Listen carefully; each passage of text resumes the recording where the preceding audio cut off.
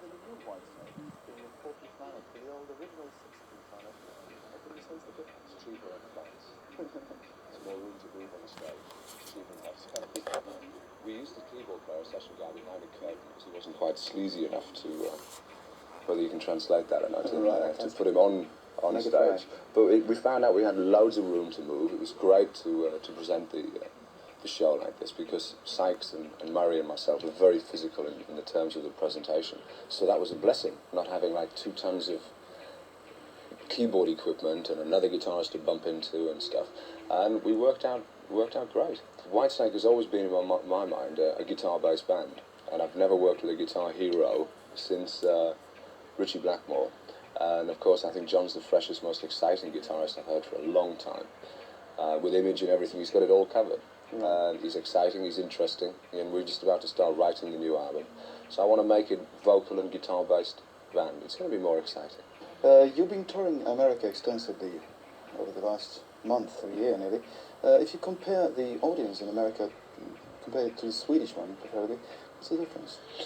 Well, it's any industrial town in the world is a great rock and roll town.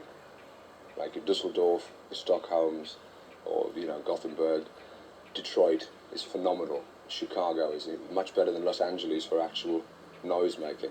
It's where the kids are got more pressures on them because of high-rise buildings and everybody squashed together. So they want to make more of a noise, have more of a good time, which is more relevant to rock and roll, which in essence is physical and emotional release.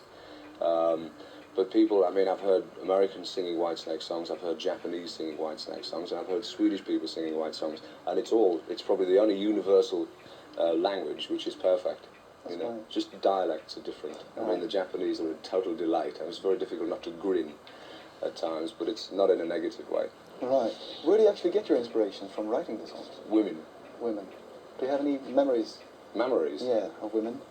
In Sweden, perhaps? Memories, yes. Yeah, there's beautiful, almost 2 meters tall, I think, called Christina. Oh, yes, I fell in love desperately. If they don't understand the lyrics, which majority of the press don't, or the media, then there's no explanation necessary, because a lot of the songs are tongue-in-cheek. They're all taken from experiences which are certainly not unique. Everybody had this thing of experience.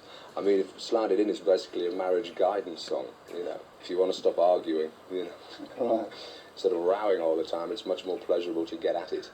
But I don't look at it in as a superficial sense, because if I look at sex as an observer, which is, I'm not a voyeur, but I'm a participant, there's humour also, as well as the serious nitty-gritty stuff.